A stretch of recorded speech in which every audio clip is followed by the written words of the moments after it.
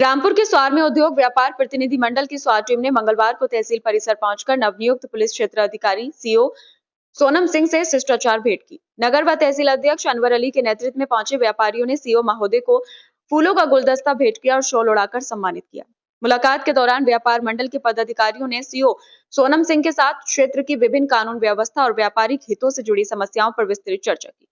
व्यापारियों ने मुख्य रूप से स्वार के रामपुर बाजपुर रोड पर आए दिन लगने वाले भीषण जाम की समस्या को प्रमुखता से उठाया। उन्होंने कहा कि जाम के कारण स्थानीय दुकानदारों और राहगीरों को भारी दिक्कतों का सामना करना पड़ता है, जिसका स्थायी समाधान बेहद जरूरी है। इसके साथ ही स्वार की अन्य स्थानीय समस्याओं पर भी बातचीत की गई। व्यापारियों की बात सुनने के बाद सीओ सोनम सिंह ने कहा कि व्यापारियों की सुरक्षा और क्षेत्र की कानून व्यवस्था उनकी सर्वोच्च प्राथमिकता है।